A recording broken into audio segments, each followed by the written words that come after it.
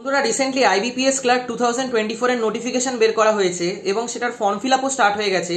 এবং আজকের এই ভিডিওতে আইবিপিএস ক্লার্কের ফর্ম ফিল আপের মধ্যে একটা ছোট্ট ভুলের ব্যাপারে আলোচনা করব, যে ভুলটার ব্যাপারে 99.99% স্টুডেন্টসই জানে না। এবং এই ভুলটা যদি তোমরা করো তাহলে 100% তোমরা আইবিপিএস ক্লার্কে রিজেক্ট হয়ে যাবে, ডকুমেন্ট ভেরিফিকেশনে তোমরা আটকে যাবে, চাকরি তোমরা পাবে না। এবং সেই ভুলটা হলো, যখনই তোমরা আইবিপিএস ক্লার্কের ফর্ম ফিল আপ করতে যাবে সেইখানে দেখবে ক্যাটাগরি বলে একটা অপশন থাকে। এবার যারা যারা আনরিজার্ভ ক্যাটাগরি অথবা জেনারেল ক্যাটাগরি থেকে বিলং করো তাদের এইখানে কোনো প্রবলেম হবে না, তাদের এইখানে কোনো সমস্যা হবে না। কিন্তু যারা যারা জেনারেল ক্যাটাগরি থেকে বিলং করো না অথবা আনরিজার্ভ ক্যাটাগরি থেকে বিলং করো না, তোমরা যখনই তোমাদের ক্যাটাগরি এন্ট্রি করবে এবং তোমাদের মনে হতে পারে যে আমরা যে ক্যাটাগরি থেকে অ্যাপ্লাই করছি, সাপোজ কেউ এসসি ক্যাটাগরি থেকে অ্যাপ্লাই করছে অথবা এসটি ক্যাটাগরি অথবা ওবিসি ক্যাটাগরি থেকে অ্যাপ্লাই করছে, এবং ফাইনাল যখন তোমরা সিলেকশন পাচ্ছ সেই সিলেকশনটা সাপোজ তোমরা আনরিজার্ভ ক্যাটাগরি থেকে পেলে, এবং তোমাদের মনে হতে পারে যে আমরা তো আনরিজার্ভ ক্যাটাগরি থেকে সিলেকশন পেলাম, তো এইখানে আমাদের ডকুমেন্টস দেখানোর দরকার নেই। কিন্তু বন্ধুরা, যদি তোমরা আনরিজার্ভ ক্যাটাগরি থেকে সিলেকশন ইভেন পাও, তাও তোমাদের ফাইনাল ডকুমেন্ট ভেরিফিকেশনে যে ক্যাটাগরি থেকে তোমরা অ্যাপ্লাই করেছিলে সেই ক্যাটাগরি সার্টিফিকেট দেখাতে হবে। এবং সেই সার্টিফিকেট যদি তোমরা না দেখাতে পারো তাহলে আনরিজার্ভ ক্যাটাগরি থেকে সিলেকশন পেলেও তোমাদের সিলেকশনটা ক্যান্সেল হয়ে যাবে, রিজেক্ট হয়ে যাবে। সেই জন্য এইটার ব্যাপারে ভীষণ ভীষণ ভীষণ কেয়ারফুল থেকো। অনেক স্টুডেন্টস এবং এক্সপিরিয়েন্সরাই জানে না যে তারা যখন অ্যাপ্লাই করছে, তারা হতে পারে যে আমরা এসসি ক্যাটাগরি থেকে অ্যাপ্লাই করে দিলাম, আমাদের হয়তো এসসি সার্টিফিকেট নেই, অথবা এসটি ক্যাটাগরি থেকে অ্যাপ্লাই করলাম, আমাদের হয়তো এসটি সার্টিফিকেট নেই, কিন্তু আমরা যখন কাট অফ ক্লিয়ার করছি আমরা জেনারেল ক্যাটাগরি কাট অফও ক্লিয়ার করছি। তো আমরা খুব খুশি আছি যে আমরা জেনারেল ক্যাটাগরির কাট অফ ক্লিয়ার করছি, ফাইনালি কি হয়তো আমাদের সার্টিফিকেট দেখাতে হবে না, দেখাতে হবে।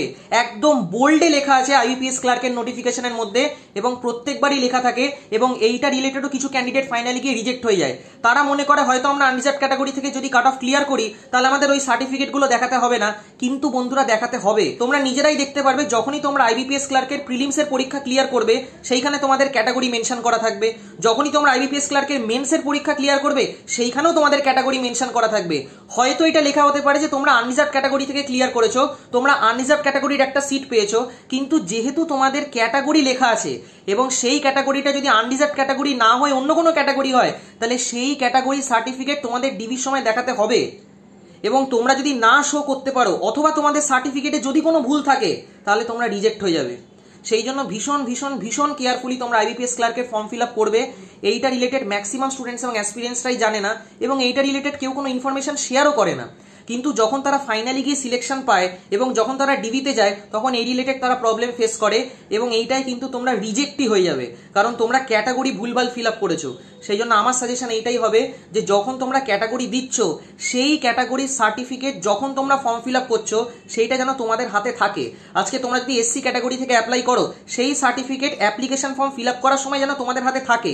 আজকে তোমরা যদি এসটি ক্যাটাগরি থেকে ফিল আপ করো সেই এসটি ক্যাটাগরির সার্টিফিকেট যেন তোমাদের হাতে থাকে যখন তোমরা আইবিপিএস ক্লার্কের ফর্ম ফিল আপ করছো। আজকে তোমরা যদি ওবিসি থেকে ফিল আপ করো সেই সার্টিফিকেটও যেন তোমাদের হাতে থাকে, সেইটা যেন ভ্যালিড হয়, ইনভ্যালিড যেন না হয়। এবং এইখানে যেন কোনো ডাউট না থাকে অথবা অ্যাম্বিগুইটি যেন না থাকে যে স্যার আমার এই সার্টিফিকেটটা ভ্যালিড হবে তো নাকি হবে না। সমস্ত সেন্ট্রাল ফরম্যাটে সার্টিফিকেট তোমাদেরকে রেডি করে রাখতে হবে। ইভেন সার্টিফিকেটের ফরম্যাট কি হবে না হবে সেইটা তোমরা ক্লিয়ারলি আইবিপিএস ক্লার্কের নোটিফিকেশন থেকে দেখতে পারবে যে এসসি সার্টিফিকেটের ফরম্যাট কি হওয়া উচিত, এসটি সার্টিফিকেটের ফরম্যাট কি হওয়া উচিত, ওবিসি সার্টিফিকেটের ফরম্যাট কি হওয়া উচিত, ইডব্লিউএস সার্টিফিকেটের ফরম্যাট কি হওয়া উচিত। এবং সেই সার্টিফিকেটের ফরম্যাটটাই যেন তোমাদের যখন তোমরা অ্যাপ্লাই করছো সেই সময় যেন হাতে থাকে। ভীষণ ভীষণ ভীষণ কেয়ারফুল থাকবে এই জিনিসটার ব্যাপারে, কারণ ব্যাংক ফাইনালি কি এই জিনিসটা চেক করবে যে সার্টিফিকেটটা তোমাদের হাতে আছে সেটা ভ্যালিড নাকি ইনভ্যালিড। তো এই ছিল আজকের ভিডিও। একদম ফুল কনফিডেন্সের সাথে ফুল মোটিভেশনের সাথে আইবিপিএস ক্লার্ক পরীক্ষার প্রিপারেশন করো, এবং যদি তোমাদের কোথাও গাইডেন্স লাগে তো তোমরা গাইডেন্সও নিতে পারো। আমি নিজেও পার্সোনালি সমস্ত ব্যাংকিং এক্সামসের জন্য অনলাইনে ম্যাথস এবং রিজনিং পড়াই, তো তোমরা যদি চাও তো আমার সাথেও কন্ট্যাক্ট করতে পারো। আমার হোয়াটসঅ্যাপ নাম্বার 8617204564। তো যদি তোমরা গাইডেন্স চাও তাহলে কল করো না, হোয়াটসঅ্যাপ করো, কারণ কল অনেক সময় আমি ধরতে পারি না।